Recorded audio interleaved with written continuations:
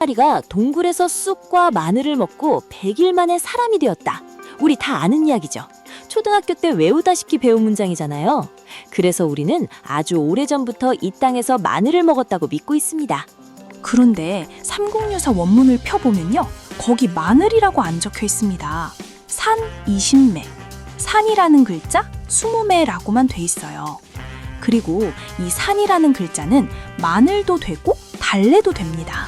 그러니까 우리가 평생 알고 있던 그 장면은 1946년에 누군가 이 글자를 마늘로 옮기면서 시작된 겁니다. 오늘은 여기서 출발해 보려고요. 마늘이 대체 언제 이 땅에 왔는지, 왜 세계가 이걸 그렇게까지 챙겨 먹었는지, 그리고 지금 우리가 부엌에서 놓치고 있는 10분이 뭔지까지 가보겠습니다. 삼국유사를 쓴 사람은 고려 후기의 이련 스님입니다. 곰과 호랑이 이야기를 적으면서 이렇게 씁니다. 영엘 일주 산 20매, 신령한 쑥 한심지와 산 20매. 여기서 문제가 되는 게 저 산이라는 한자예요. 이 글자 하나가 마늘도 되고 달래도 되고 산에서 나는 파 종류도 됩니다. 한자 한 글자에 식물 여러 개가 물려 있는 거죠. 그러니 이련 스님이 어느 쪽을 뜻했는지는 솔직히 그 글자만 봐서는 알 수가 없습니다. 그런데 우리는 1000년 가까이 이걸 마늘이라고 읽어왔어요.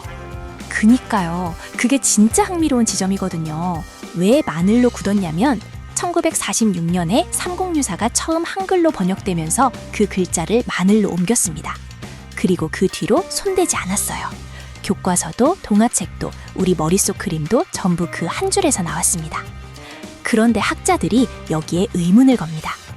명나라 이시진이 쓴 본초강목이라는 약초책이 있는데요. 거기에 마늘은 서한시대의 서역에서 들어왔다고 적혀 있어요. 서역이면 지금 중앙아시아 쪽입니다. 그러니까 단군시대에 이 땅에 마늘이 있었다고 보기는 어렵다는 거예요. 그래서 학자 박광민 선생 같은 분은 저 산을 달래나 무르스로 봐야 한다고 주장합니다. 재밌는 건 옛날 사람들도 이게 헷갈린다는 걸 알고 있었다는 거예요. 동의보감을 보면 아예 셋으로 나눠놨습니다. 대산은 마늘, 소산은 족지, 야산은 달랑괴. 달랑괴가 달래예요. 큰 산, 작은 산, 들에 나는 산. 굳이 이렇게 갈라 적었다는 건 그만큼 섞이기 쉬웠다는 뜻이죠. 그러니까 곰이 먹은 게 마늘이 아닐 수도 있다는 건 신화를 깎아내리는 이야기가 아닙니다.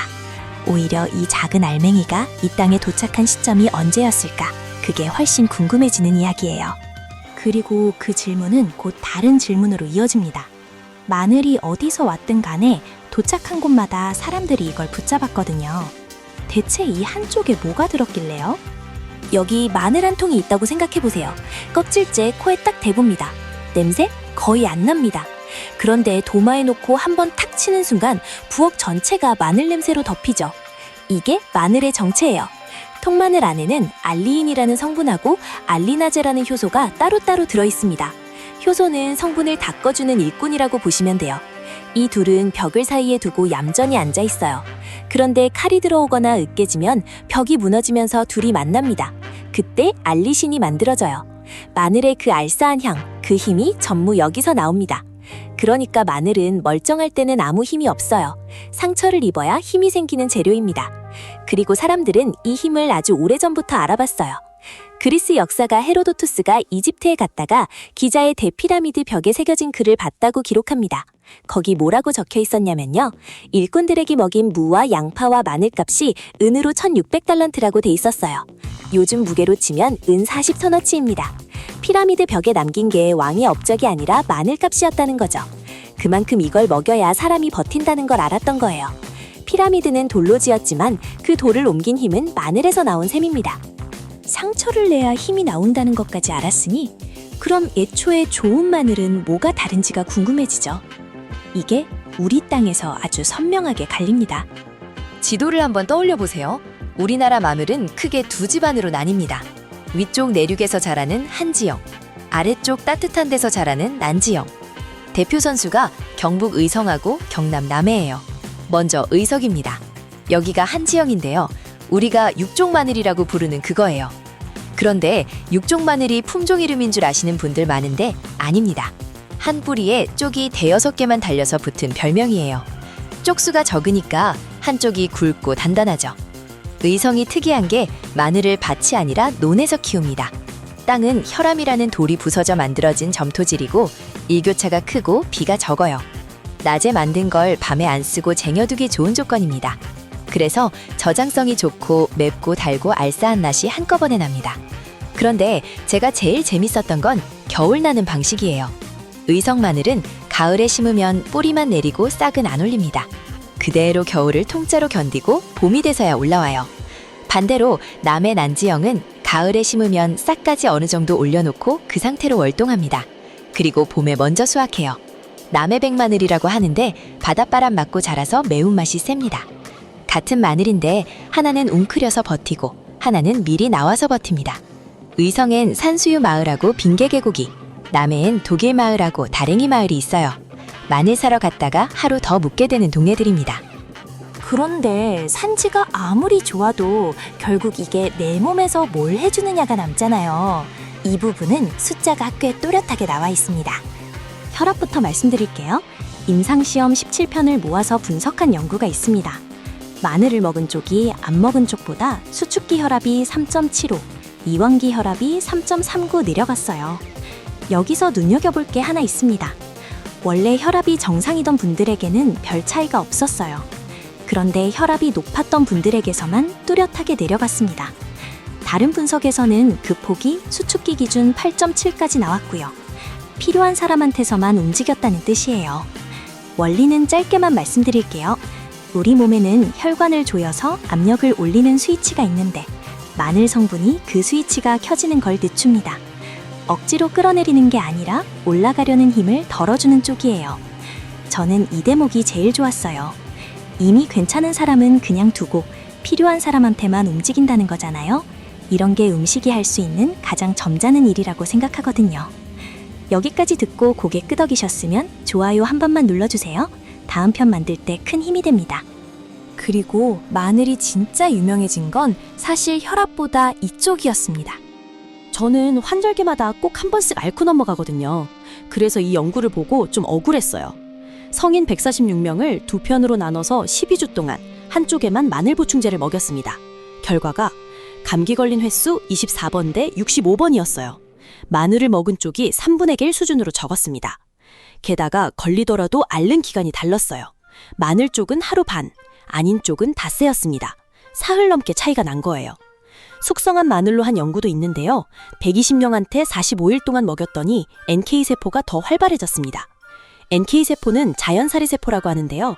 몸 안을 돌아다니다가 상한 세포를 발견하면 바로 처리하는 우리 몸의 순찰대예요.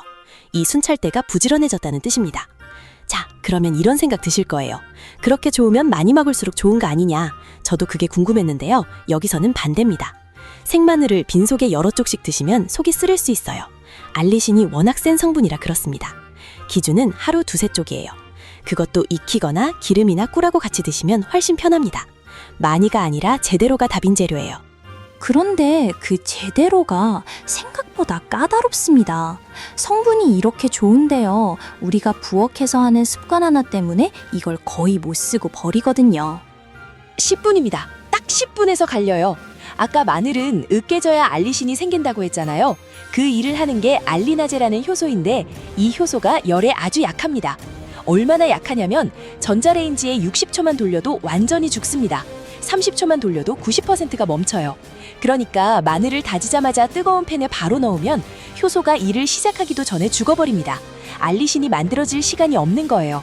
그런데 다진 다음에 10분만 도마에 두었다가 넣으면 효소가 항일을 다 끝낸 뒤라서 열을 받아도 성분이 남습니다.